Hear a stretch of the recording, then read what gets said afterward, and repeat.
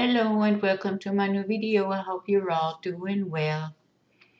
Today's video is about silicone inlays that you can use not only with resin but with a casting compound as well. And if this sounds interesting to you, just stay tuned.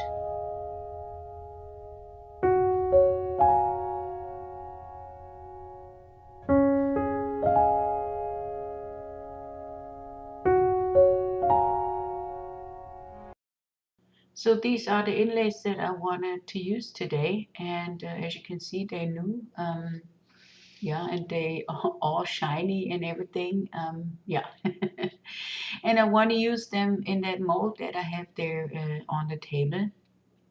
And I'm well aware that they are much higher than the mold itself, and I still want to use them. So what I do, I put them right there, stand them upright in my mold, and then I'm only pressing them onto the mold itself so they stick. I put them in on the two longer sides of the mold because I think the other sides will be a little bit too short, and then the edges will be too thin.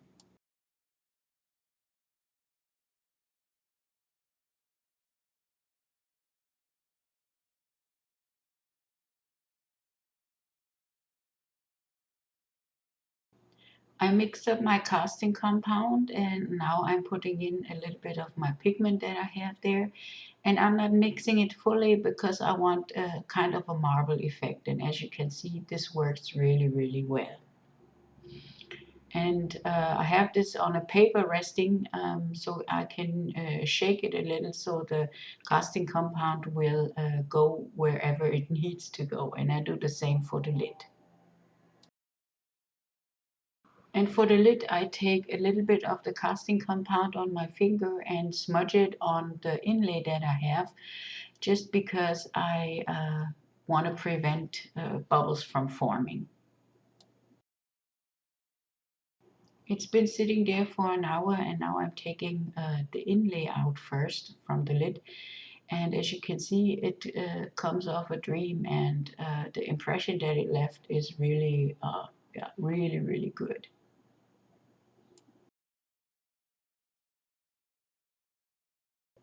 I'm taking the lid out of the mold itself now, and I am really, really careful doing this because, yeah, it's been only an hour, and all the casting compounds, they are, when they like not really dried out, they're not really stable. So if you do that with too much force, you might end up breaking the whole thing. And I will rest it onto my mold just so the air can get to all of the places and it will dry out proper. Here you see me trying to demold the box itself, and yeah, I sped that part up a little bit because it merely took me 10 minutes to get the whole thing out of the mold, because the mold is so strong and I was so scared to break anything off of that piece. Yeah, but as you can see, this is like a real struggle to get yeah, the piece out of the mold.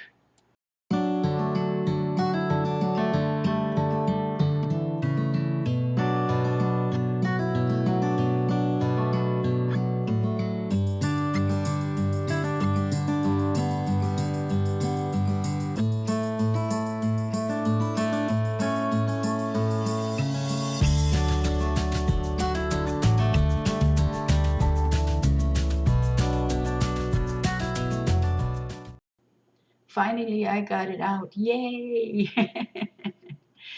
So as you can see, the marbling really worked well. I'm really satisfied with the outcome of it. There are some things that I have to take off of the edges, but all in all, I have a little air bubble there. Yeah, nevertheless, I like it anyhow, and I'm really satisfied with the outcome of it. So, and this is the lid, and I'm really satisfied with it too. Yeah, and the lid fits the box. This is not always like that, and that's why I'm glad that it worked out. I want to put a little bit of a design on top of my box and on the sides, and therefore I'm taking gilding glue and I'm painting the areas where I want to put some gold leaf later on top. And yeah, this is what you see me doing here.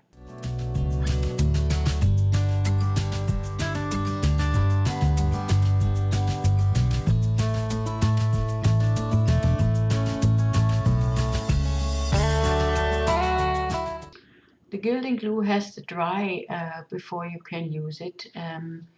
But ever since this is a porous surface, this goes really quick. So what you see me doing here is I'm putting my fake gold leaf on top of my design, and it's a little bit of a fiddly thing. Yeah, and you have the gold leaf all over the place, so yeah, but it looks good in the end.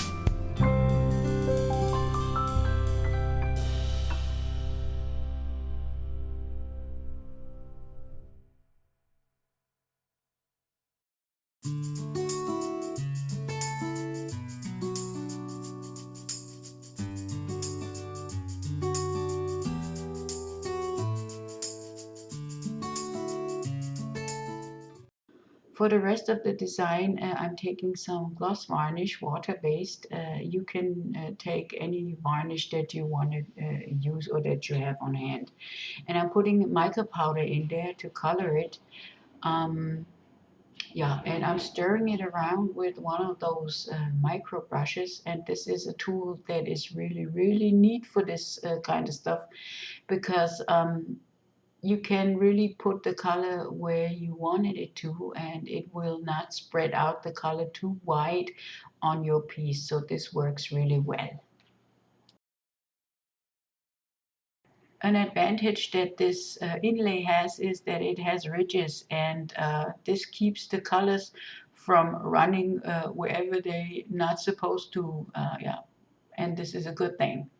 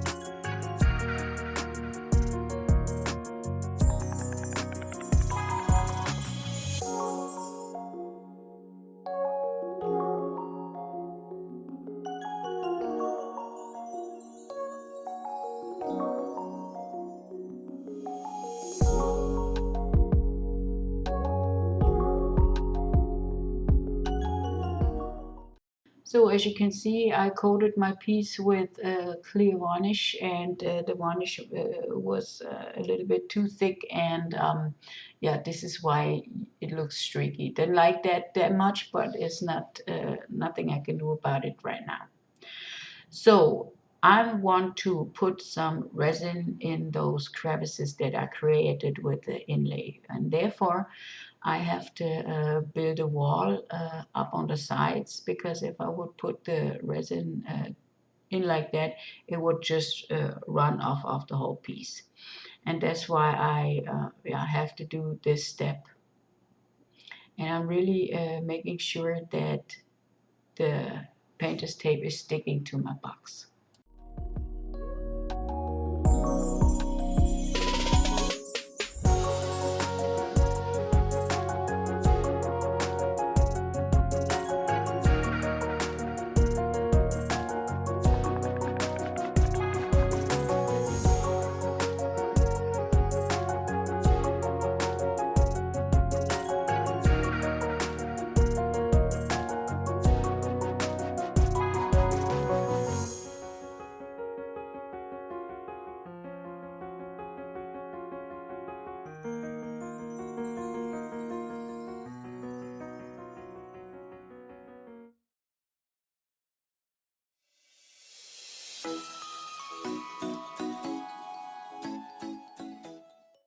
The last step of this project is mixing some clear resin, and I will pour this now into my crevices.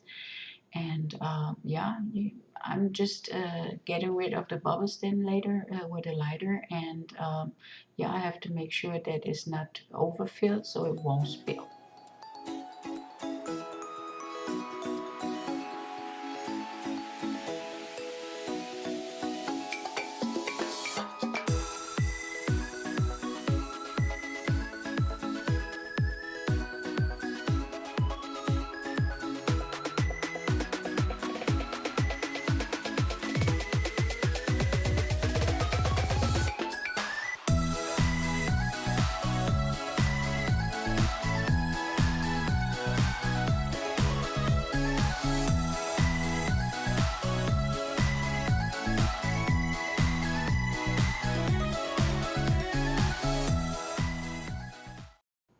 The resin has cured now, and I'm taking off the painter's tape, and you have to be cautious because the resin leaves really sharp edges. I cut myself that deep that I was bleeding, and yeah, just be careful when you're doing such things. And to get rid of those edges, you can use a deburring tool or one of those craft knives. Both of it work really beautifully. And just be careful that you won't cut yourself with it.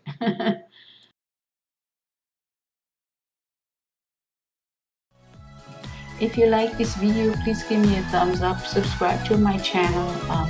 Yeah, leave me a comment. It's always good to know what you're thinking. And yeah, thank you for that. And here are the final shots of my box. I hope you like to watch it as much as I like doing it, and I hope I'll see you in my next video. Until then, bye bye.